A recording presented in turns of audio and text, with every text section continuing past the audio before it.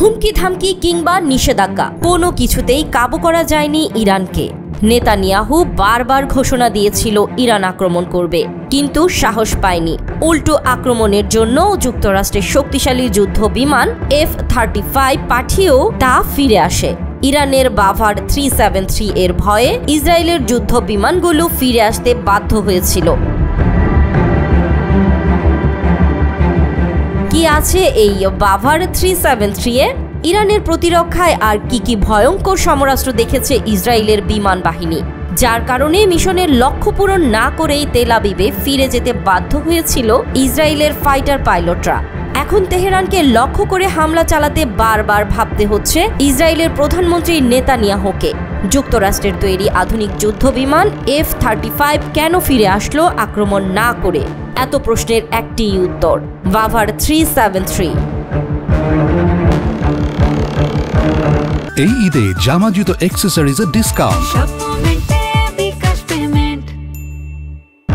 গত বছরের অক্টোবরে ইরানকে লক্ষ্য করে অপারেশন ডে অফ ডিফেন্স নামে একটি মিশন পরিচালনা করে ইসরায়েলের বিমান বাহিনী। কয়েক দফায় তেহরান সহ বেশ কিছু শহরে হামলা চালায় ইসরায়েলি বিমান বাহিনী। বিমানে বহন করা ক্ষেপণাস্ত্র হামলায় ক্ষতিগ্রস্ত হয় ইরানের এয়ার ডিফেন্স সিস্টেম S-300। রাশিয়ার তৈরি এসব আকাশ প্রতিরক্ষা ব্যবস্থাকে ধ্বংস করতে ইসরায়েল ব্যবহার করে যুক্তরাষ্ট্রের তৈরি F-35 যুদ্ধ বিমান। ইসরায়েলের কাছে বর্তমানে F-15, F-35, F-16 সহ প্রায় শতাধিক যুদ্ধ বিমান রয়েছে। নেতানিয়াহুর এত শক্তিশালী বিমান বাহিনী থাকার পরেও ইরানে নতুন করে হামলা চালাতে বারবার ভাবতে হচ্ছে ইসরায়েলকে। এমন চিত্রই উঠে এসেছে মার্কিন সংবাদ মাধ্যম ম্যাগাজিন দ্য ন্যাশনাল ইন্টারেস্টের প্রতিবেদনে। ইরানে বড় হামলা চালানোর পরিকল্পনা ছিল ইসরায়েলের, কিন্তু আয়াতুল্লাহ আল খামিনির দেশটির প্রতিরক্ষা ব্যবস্থা দেখে ভয়ে সেই মিশন সফল করতে পারেনি নেতানিয়াহুর বিমান বাহিনী। রাশিয়ার তৈরি S-300 বিমান প্রতিরোধ ব্যবস্থাকে ধ্বংস করতে ইসরায়েল সফল হলেও মাঝপথে মিশনের লক্ষ্য পূরণ না করেই ফিরে যেতে বাধ্য হয়। মূলত ইসরায়েলের পাইলটরা ইরানের বিজ্ঞানীদের তৈরি এয়ার ডিফেন্স সিস্টেমকে শনাক্ত করতে পারেনি। নতুন প্রজন্মের এই প্রতিরক্ষা ক্ষেপণাস্ত্র ব্যবস্থাটি রাশিয়ার তৈরি S-400 এয়ার ডিফেন্স সিস্টেমের আদলেই তৈরি, আর এ কারণেই ইরানে হামলা চালাতে আর ঝুঁকি নেননি ইসরায়েলের বিমান বাহিনী।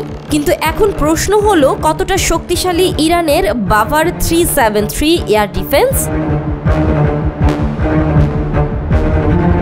দ্য ন্যাশনাল ইন্টারেস্ট তার প্রতিবেদনে জানিয়েছে, ইরানের কাছে বর্তমানে উচ্চ ফ্রিকোয়েন্সির রাডার রয়েছে, যা দিয়ে F-35 এর মতো যুদ্ধ বিমানকেও আক্রমণের আগে শনাক্ত করতে পারে ইরানের প্রতিরক্ষা বাহিনী।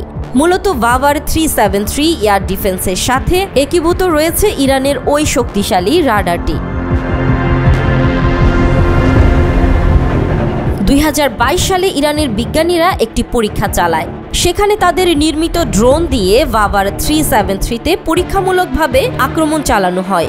এই ড্রোনটিতে মূলত ইসরায়েলের F-35 যুদ্ধ বিমানে থাকা বৈশিষ্ট্যের সবগুলো রয়েছে।